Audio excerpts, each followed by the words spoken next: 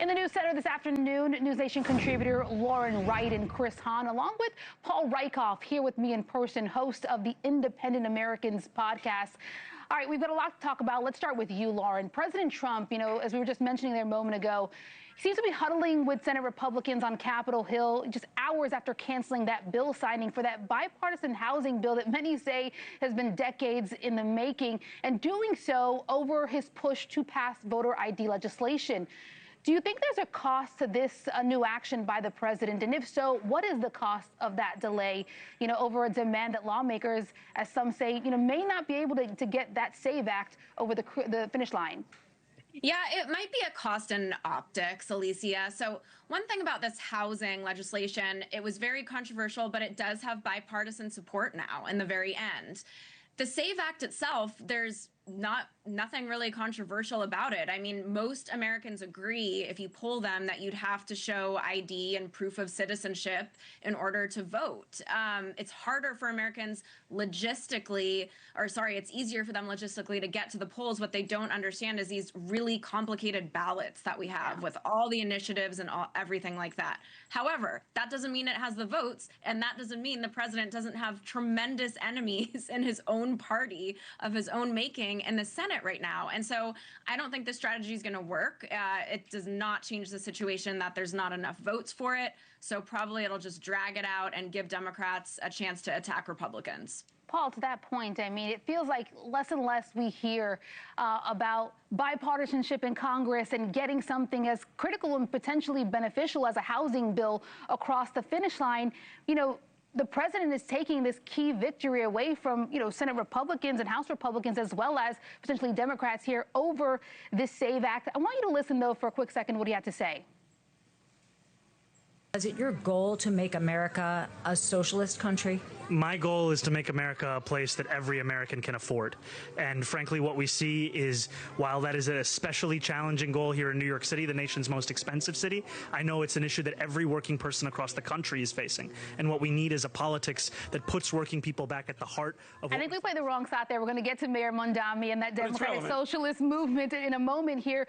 But what do you make of the president kind of pulling this strategic move, as I'm sure he would call it, in the last hour here, as we saw a housing bill that took a while to get across the finish line in terms of passing both chambers? I think he's hurting his own momentum. I think he's hurting his party, and he's definitely not landing on what the American people want. The SAVE Act is divisive, and it doesn't have bipartisan support. Most Americans don't even understand what it is. Housing relief is something they understand. Yeah. It's actually fitting you played that Mamdani clip, because Mamdani won in part by talking about rising costs, talking about housing. And what Trump needs to do is to provide relief to the American people when they have housing costs, diesel costs, fuel costs, in large part because of the war in Iran. This actually gives him a win, and he's stepping on his own win, and I think that's why Republicans are pushing back so hard. Let's play that soundbite, because I think we have it now, what the president said in terms of the strategic move. I think we had a really great meeting, and we're burst out of party.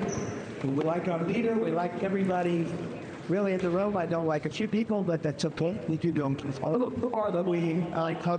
give you that information. But for the most part, we have a really well-unified party. Now that we heard that sound, Chris, let me ask you this. The housing bill, as we mentioned a moment ago, it passed 85-5. What do you think is going to be the impact of delaying this bill, particularly to Congress, as we're moving forward and we're seeing, November could be a major shift in the composition of Congress? I mean, it's just another cut against Republicans running for re-election across this country. This would have been a good victory for them, would have been a good victory for the president. Instead, he wants to redebate the 2020 election because he's just a whiny little baby that can't get over his defeat. It is ridiculous. I'm sure we're going to talk about Mamdani and the socialists in New York. Doesn't matter. The Republicans are losing in November because of one man and one man alone, and that's Donald Trump. Yeah, I mean, really quickly to that point, I'm sure the president's pushback is going to be, this is about the sanctity and the security of our, most important right, which is to vote, and that it's worthy of pushing back in this moment. What's your response to that? My response is that if he really wants fair elections, Let's couple voter ID with the end of gerrymandering across this country and have real, free, and fair elections and let the voters decide who represents them. Part of the problem with the SAVE Act is it's not just a voter ID bill. It is a voter roll purge bill. It's going to make it harder for people to vote, not easier. It wants to get rid of mail-in ballots. It's got all sorts of problems. He doesn't really want more people to vote. He wants only Republicans who vote for him to vote. And it's not going to happen. The bill's not going to pass. He doesn't have the votes. He will never have the votes. He doesn't even have all the Republicans on it. And it is time to move on. Yeah, I mean, I was going to say that's probably the biggest problem right now. It's very clear he doesn't have the votes, and there are the votes very clearly for this housing bill, and all it needs is the president's signature. Let's turn back to that soundbite we played a little while ago about the elections, last night. All three House candidates backed by New York City Mayor Mamdani, they won last night, and this is a mayor who's only been in office, 6 or so months. They even took out two high-profile incumbents in the process. Paul, as we played that bite for you earlier, you predicted this. Can you explain why you saw this coming and what it means, most importantly, moving forward, especially, again, November on the horizon? The far left is on the march in this country, not just in New York, but in Seattle, in Washington, D.C., in L.A., and it's in part because they figured out how to game a rigged primary system. Most New Yorkers didn't vote yesterday. It was a really motivated far left group of people that they were able to turn out on a June election that has low turnout that got them a commanding victory. Moderates didn't vote. Independents like myself, 1 million of us in New York City. What does that mean then vote. for November? If there wasn't the turnout and they got the victory for the primary, does that then hurt them in November? I think it could hurt the Democrats in November. I mean, there is going to be a fight for the soul of the Democratic Party and what it looks like. Very clearly. But you're also seeing the socialists are talking about the issues of affordability. They've hit on Israel, which is increasingly unpopular. And they're talking about change. There's a generational change component to this that I think is important. I think the Democrats would be smart to put up more young people, more diverse people, more veterans, which they didn't have in this group. Yeah. But this was a big win for Mamdani. It's chapter 2. He ran the table last summer and surprised everybody, in part because he knew how to run the game, which is a closed, very closed primary, one of the most closed in the country, and now he did it again for Chapter 2. Speaking of that, Chris, let me ask you this. New York Democrat Tom Suozzi addressed the difference in organizational strength. He told Politico, quote, people who do not support the DSA wring their hands at cocktail parties while the DSA is organizing. Can establishment Democrats really replicate the energy that we've seen in these races across the country and do so in the short period of time that is now to November? Well, my former boss, Tom Suozzi, is right. And the question you're asking, that's a difficult one. I don't think they can, frankly. I think the Democratic Party's got some structural problems that needs to change. But let me just point out a few things. While there were, socialists winning in New York City, there were Republicans running campaigns to try to support socialist candidates in the suburbs that failed, particularly Kate Connolly in the Hudson Valley. Won her primary. A guy named Chris Gallant out in the 1st Congressional District on Long Island won his primary. And Republicans played in those primaries trying to boost the DSA candidate. So while the DSA does have strength in New York City under the popularity of Mayor Mamdani, who not only won his race, is actually doing a pretty good job as mayor of New York City in a lot of ways, by all measures, frankly. Yeah. And, of course, in other cities around the country. But in places like the suburbs, you're seeing more moderate, more centrist, center-left Democrats winning those primaries. But I do think Democrats have to think, as my co-panelist here said, what is this party going to be going forward? I don't think it's the Democratic Socialists of America, even though I think Americans like socialist programs, they just don't like the socialist name. And I think that we have to figure out what that's going to be. But you're right. We need younger, more aggressive, more activist candidates. Yeah, to your point then, Chris, let me ask you this, Lauren.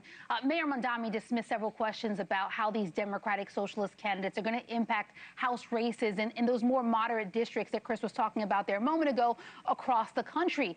Can the message that they're presenting resonate with all Americans? And if so, how influential can that part of the Democratic Party, that wing, be moving forward?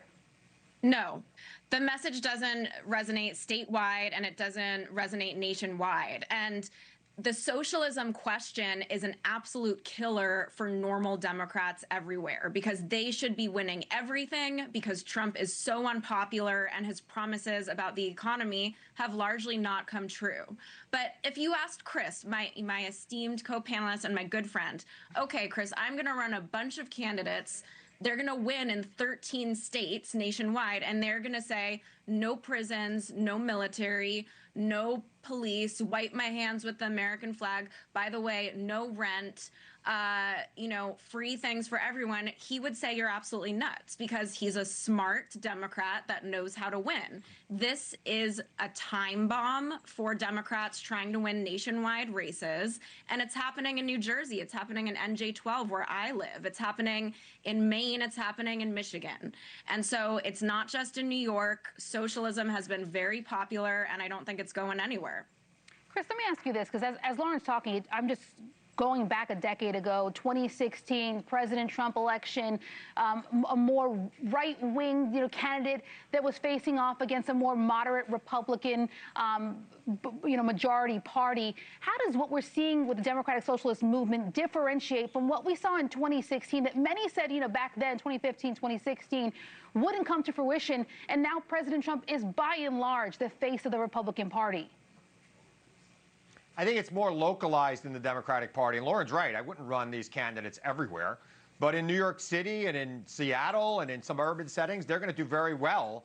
But when you think about the state of New York itself, there was a DSA challenging Tom DiNapoli, who's our state comptroller. Tom DiNapoli got 70% of the vote in his primary. So, yeah, I mean, when Trump came in, he shifted the Republican Party nationally. I wouldn't even say to the right, because I don't think that's what he did. I think what he actually did was create the party in his own. Yeah, I mean, it's hard to call him a conservative today, given how much, he added to the deficit and how, basically some socialism he implemented in his presidency. But he did create a party that is molded after his image. In fact, when he ran for re-election in 2020, the Republican Party platform was one sentence, and that is, we support the Trump agenda, period. That was it. No other issues mattered to them, and that's still the case today. All right, well, so much that we went through there. Really appreciate everyone's take here. Paul Rieckhoff here in person with us, Lauren and Chris. We'll see you in a bit. Thank you.